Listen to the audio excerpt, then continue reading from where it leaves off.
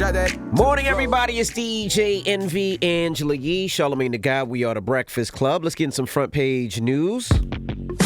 Just want to tell you the Knicks winning streak. I ain't want to talk about it because they were doing so good. It's and over. I don't want to jinx, but it's over. It's over at 9. They lost to the Phoenix Suns. The Phoenix Suns is an amazing team. One of the best teams in the league. Phoenix is like, what, second or third in the West? Yep. And the Knicks played hard. They did. The Knicks are going to be very, very good. Absolutely. Very, very well, they're very good. good now. But yes. I didn't want to say anything because I was like, they're doing so well, so let me just shut up until. But yeah, congratulations and shout out to the Knicks. All right, what are we talking about, you? Well, Joe Biden's expected to announce today that the CDC has updated their mask guidance. And so 3 people familiar with the expected announcement said they'll announce new CDC guidance on whether vaccinated people need to wear a mask outdoors and also what is going to happen moving forward, even if you are not vaccinated. Man, they better now listen to them people and keep wearing their mask. If we live in a country where you can be vaccinated and still catch COVID, common sense tells me to still wear my mask. Correct. All right, now let's talk about what is happening with the Andrew Brown and his family. They're speaking out now after only being shown 20 seconds of body camera video that shows their loved one, Andrew Brown, being executed. So the family members, and by the way, Andrew Brown Jr. is a father of 7, and their attorney said that officials only offered them that 20-second clip of one of the police body cam videos. There was about 8 officers there at least. So if you guys are not familiar with this case that happened, by the way, yesterday they also had to declare a state of emergency starting yesterday morning, even before they released that 20-second video footage and showed it to the family. So it seems like pretty soon they are going to release that video and audio footage. But he was at his own home, and they were trying to serve him warrants, and they pulled up to his car while he was in the driveway, and they opened fire on him as he attempted to drive away from his home. He says his hands were on the steering wheel, according to this footage, which we haven't seen, but the family has seen. So they released very few details of the shooting from the sheriff's department, but all we know is what we know from the family's attorney. And here she is, Chantel Cherry Lassiter, speaking on that body cam footage. Andrew Brown was in his driveway. The sheriff's truck blocked him in his driveway, so he could not exit his driveway.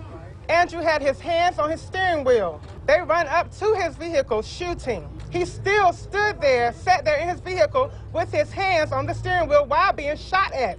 Now keep in mind, this is 20 seconds. I have 3 pages of notes for 20 seconds. He finally decides to try to get away, and he backs out, not going towards the officers at all. At no time in the 20 seconds that we saw where he was threatening the officers in any kind of way. He was trying to evade being shot. Is there anything a black person can do that doesn't end in a death sentence when they have an encounter with the police? Why does everything have to end in fatal force? Why? That's so crazy. All right, in addition, and according to attorneys for Brown's family, they said he was shot in the back of the head, and they plan to commission an independent autopsy as well. Here is the family attorney speaking more about that body cam footage and what happened after Brown pulled away. He backs out, goes around them, and they're still shooting at him while he's driving off. He drives off, the car runs into a tree, and they are still running behind him. Let me make sure I get this right with these guns that were there. Bushmaster AR-223s and Glock 17 handguns. Numerous assault rifles were at the scene. We saw one video, 20 seconds from one body cam. It was at least 8 officers there.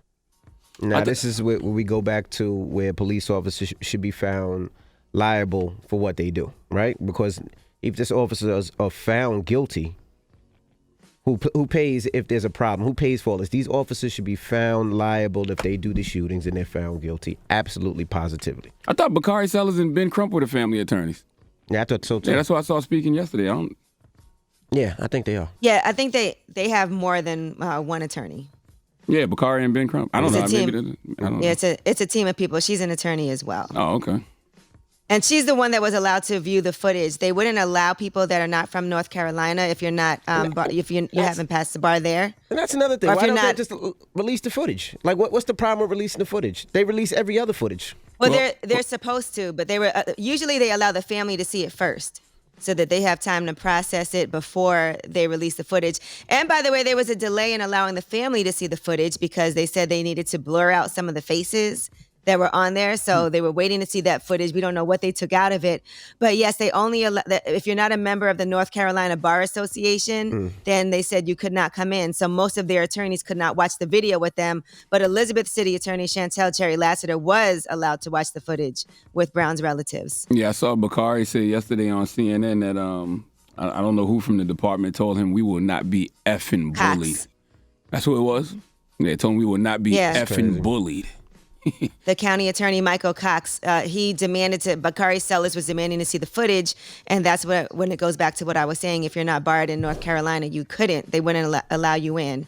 And so he was saying that they needed to see it. And that's when Cox berated him and told him, I'm not going to be effing bullied. Yeah, I never heard that, actual audio of Bakari Sellers. Oh, okay.